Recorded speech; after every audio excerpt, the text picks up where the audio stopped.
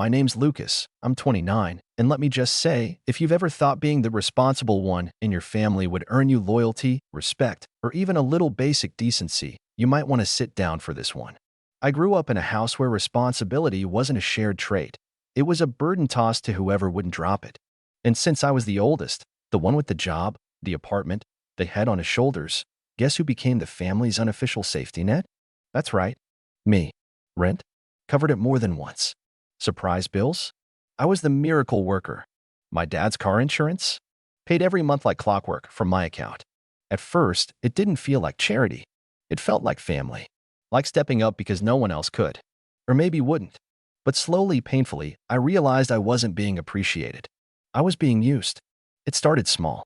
Missed calls unless they needed something. Inside jokes I wasn't part of anymore. Last-minute family gatherings I heard about after the group photos went up. But I told myself it was nothing. We're all busy, right? Life happens. People forget to include you. Doesn't mean they've forgotten you. Except, it kept happening. And every time, it stung a little more. I'd scroll through social media and see my sister Emma, 2 years younger, chronically underemployed, somehow always on vacation, tagging everyone in posts from family nights I'd never heard about. My brother Josh? He used to text me every week. Now I only heard from him when his student loan payment bounced. My mom would call sometimes, but it always had this weird guilt-laced undertone, like she was reminding me how lucky I was to have money and how I should feel good about helping them. And maybe I would have kept helping. Maybe I would have kept swallowing the loneliness and pretending everything was fine if it weren't for what happened last month. My birthday. Now, I'm not the kind of guy who throws a fit over people forgetting to send a card. But this year, I decided to do something nice for once, just for me. I booked out a private lounge at a downtown bistro I'd been dying to try. It wasn't cheap, but I figured, hey, it's my 29th, 1 year before the big 3-0. Let's make a memory. I paid the deposit in full, set the menu, even arranged for custom cupcakes because Emma's allergic to nuts and Josh doesn't eat dairy. I covered everything. No, bring your wallet just in case messages. I made it as easy as possible for them to just show up, sit down, eat, and laugh. I even sent reminders. Not once, not twice, 3 times that week. Confirmed RSVPs. Emma sent a thumbs up. Josh said, sounds good. My mom replied with a heart emoji. So I got to the lounge early. Wore my nicest jacket. Had the playlist queued, the drinks ready, the lighting low and warm. I sat near the window, just watching the city lights blink on one by one, thinking this might actually be nice. 7 o'clock came. Then 7:15. I ordered a drink. Told myself they were just late. They always were. By 8, the waiter had cleared away the untouched appetizers with a sympathetic smile. I was still alone. My stomach started to knot, not from hunger but from that old, familiar dread. I pulled out my phone, opened Instagram without thinking, and there it was. A group photo. My sister, my brother, my mom, even a few cousins I hadn't seen in months. All gathered around a massive table, clinking glasses, laughing. The caption? Family first. And the location tag? A steakhouse across town. 10 minutes from where I sat. I stared at the photo for a long time. Not blinking. Not breathing. Just existing in that moment of cold, hollow disbelief. I scrolled through the comments. Wish I was there. Looks amazing. So much love in one pic. I kept waiting for someone to say, where's Lucas? But no one did. No one even noticed I wasn't there. Or maybe they did. Maybe that was the point. I didn't text them. Didn't call. I paid the tab in full, tipped well, and walked out. Not angry, numb. Like the part of me that kept making excuses for them had just gone quiet. When I got home, I didn't cry. I didn't scream. I just sat in the dark and thought about all the payments I'd been making quietly, automatically for years. Emma's phone bill. Josh's Netflix. My mom's utilities. The insurance, the streaming services, the little Venmo transfers for groceries that I knew were really takeout. I was the silent engine keeping their lives running. And they couldn't even be bothered to show up for dinner. The next morning, I brewed my coffee, sat down at my laptop, and opened every app, every account, every auto-pay portal. I didn't say a word. I didn't send a warning text. I just started clicking, cancel, remove payment method, turn off auto-renew. One by one, I cut every cord. I was halfway through disconnecting the last shared Spotify account when my phone buzzed. It was Emma. Hey, did you forget to pay the phone bill? My service just dropped. There was no apology. No mention of missing the dinner. Just confusion, like something must be broken, because surely I wouldn't stop providing for her. I stared at the message for a long time. Then I opened Instagram, went back to that group photo, and posted a story of my own. A single sentence, white text on a black background. Funny how family forgets who pays their bills. I didn't tag anyone. Didn't need to. Within an hour, my phone was blowing up. Missed calls, panicked texts, even a voicemail from my mom saying, "Lucas, can we talk?" This is really unfair. I didn't block anyone. That would have been too easy, too final. No, I wanted them to sit in the silence. I wanted them to feel the weight of me not responding. Because for the first time in years, I wasn't their fixer. I wasn't their ATM. I was just gone, quiet. And that terrified them more than anything.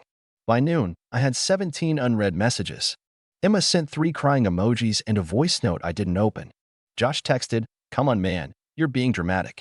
Dramatic. Right. As if waiting alone on your birthday while your entire family celebrates without you across town is just a quirk. As if funding their lives for years and being discarded like an old receipt wasn't enough to justify a little drama. I sipped my coffee and shook my head. Around 2 p.m., my mom called again. This time I answered. "Lucas," she said, cautious. Like she wasn't sure which version of me she was going to get. I stayed silent. I heard you were upset." "You heard," I said slowly. "Noticed I wasn't at dinner, did you?" She hesitated. "Sweetheart, it wasn't. Emma said you were busy, that you had something else planned." I almost laughed. "Something else? Like the dinner I invited everyone to? That you confirmed you'd come to?" "Lucas," she sighed, "we didn't mean to hurt your feelings." "You didn't mean to," I echoed, tasting the bitterness of it. There was a long pause. "You know we love you," she added. That was when something inside me just snapped, clean and quiet like a brittle twig under pressure. "No," I said. "You love that I pay the bills. You love that I never say no. You love having someone to clean up the mess, fix the problem, bail you out.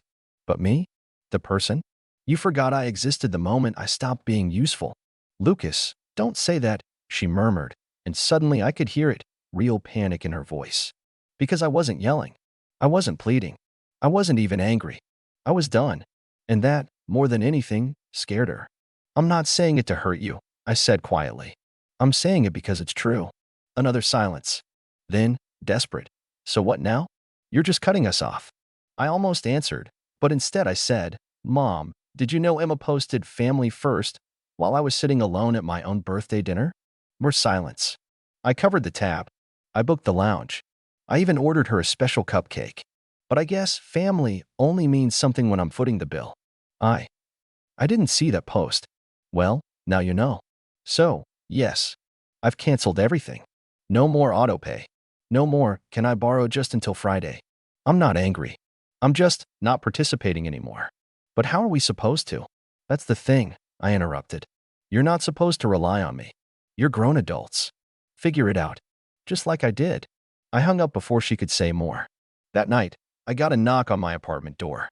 I opened it to find Josh standing there, arms crossed, face tight with whatever cocktail of guilt and frustration he'd been stewing in all day. "Can we talk?" he asked. I leaned against the doorframe. "I don't think there's anything left to say." He gave a short, humorless laugh. "You're really doing this? Just walking away from your own family?" "Family walked away from me a long time ago," I said. Josh shifted, trying to find an angle. "You think you're the only one struggling? Bet you're the only one who's ever had to sacrifice." "No," I said, "but I am the only one who keeps sacrificing while everyone else sits back and orders dessert." That hit. His jaw tightened. "You weren't even going to tell me, were you?" I added. "Just let me find out through a picture, like some outsider scrolling through a stranger's feed." "We didn't think it was a big deal," he muttered. "You're right," I said. "It's not. Not anymore." He stood there a moment longer, like he might argue, or apologize, or punch a wall. But in the end, he just turned and walked away. And still, that wasn't the turning point. That wasn't even the climax. Because what they didn't know, what none of them bothered to pay attention to, was that the money I'd been sending, the support I gave, it was never just charity. I tied my name to a lot more than they realized. Cosign loans, family plans, utility accounts, insurance policies. Some of those things couldn't be canceled with a button. Some of them needed to be rewritten. And that, dear Reddit, is exactly what I started working on the next day. The next morning, I woke up early, earlier than usual, actually. Not out of stress, not from tossing and turning all night, but from a weird, steady calm. Like something heavy had finally been lifted. The sun was coming through the blinds in soft strips. My coffee tasted stronger. Even the silence in my apartment felt clean. For the first time in years, I didn't feel like I was racing to keep a dozen plates spinning in the air for everyone else. I felt like I could finally breathe. I opened my laptop and started going through every account tied to my name carefully, methodically. My brother's car loan? I'd co-signed on it 5 years ago when he didn't have the credit. I didn't even know he'd defaulted twice. That morning, I called the bank and asked about transferring liability. They said I'd have to file paperwork to release myself from the loan, but it would require his signature. I filed the forms anyway. Just having the process started gave me peace. Next up was Emma. She'd been on my health insurance plan through my employer. When she lost her part-time job last year and couldn't afford coverage, I added her as a dependent, told myself it was temporary. But she never looked for a new job, never mentioned leaving the plan. Just kept sending me Venmos with captions like, "Thanks," after each doctor visit, even when she didn't actually send anything. I submitted the removal request. Then there was the electric bill at my mom's house. It was in my name, set up years ago when their old power got shut off for non-payment. I'd forgotten it was still running through me. The last 6 months? $180, $210, $240, and no one ever mentioned the lights being on because of me. I called the utility company, explained the situation, and requested a name change on the account. They said my mom would have to apply as a new customer and pass a credit check. I gave the go-ahead. Let them handle it. I know some people would say I went too far, that I should have given them a warning, let them prepare. But here's the thing, they never warned me. Not when they planned a dinner behind my back. Not when they used my name, my money, my trust like it was disposable. So I didn't owe them the courtesy they'd never extended. A few days later, the calls started again. Not just from my family, now it was credit collectors, a car loan department, a representative from the health insurance team asking if Emma was aware of the removal. One even called my emergency contact number. Emma had listed me. I changed my number by the end of the week. That weekend, I got an email from Emma. The subject line was, "Are you serious?" Inside was just one paragraph. "I get that you're mad, but punishing all of us like this is just mean. You could have talked to us like adults. Cutting us off like we're strangers? That's low, Lucas. Real low." I stared at that email for a long time. And when I finally replied, I kept it short. Strangers don't expect me to pay their bills. Maybe that's the problem. You never saw me as family. Just a wallet that answered texts. No response. 3 days later, Josh showed up at my office. I don't know how he knew where I worked. I never told him, but I guess that's what happens when people suddenly need you again. They get creative. My assistant called and said a guy was waiting in the lobby. Looked pissed. I told her to send him up.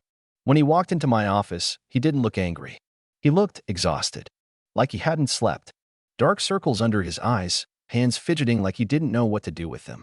"You really canceled the loan?" he asked, not even bothering with hello. "I started the process," I said. "You'll need to sign your half." "Why would you do that?" "You know I can't afford it on my own right now."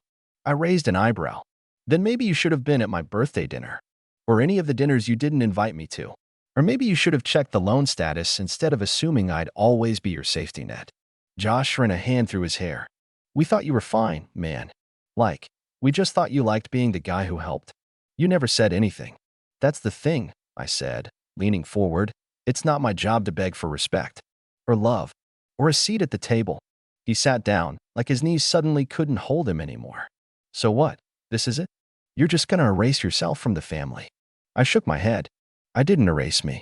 I erased the version of me you all depended on without giving anything back." There was a long pause. Then Josh said something I didn't expect. "Mom's crying every day." That sentence should have made me feel something. Maybe guilt. Maybe regret. But it didn't. It made me feel validated. "Then maybe she should sit with the choices she made," I replied. "Just like I did. Alone. On my birthday." Josh looked up, and for the first time in years, I think he actually saw me. Not the cash cow. Not the always their big brother. But a man with limits. Boundaries. And pain. He left without saying another word. But that wasn't the end. The real twist? That came a week later, when a legal envelope showed up in my mailbox with my dad's name on the return address. A name I hadn't said out loud in over a year. And inside? Well, let's just say what was in that envelope made everything that came before look like child's play. It was a thick envelope, one of those padded ones you normally see used for sensitive paperwork or return keys. My name was handwritten on the front in a tight, familiar scrawl. I hadn't seen it in years, but it stopped me cold. My dad. We'd been estranged since the year after college. It was never one big blow-up, just the slow erosion of respect.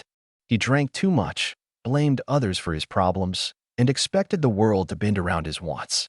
When my mom stayed with him for the sake of the family, I knew I had to make peace with never getting the father I needed. I moved out and, over time, stopped picking up his calls. When he needed money, my mom would ask. When he got in trouble, my siblings would handle it. I stayed out of it. For good reason. But this envelope, it wasn't his style. He didn't write letters. He barely texted. He had once told me email was a government trap. So I sat on the edge of my couch and opened it with that strange mix of curiosity and dread. Inside was a letter, folded over some documents. I read the letter first. Lucas, I don't expect you to read this. But if you're holding it, it means you haven't completely walked away. And if that's true, then maybe you'll understand why I'm doing this. I heard about what happened. I heard about the dinner. I wasn't invited either.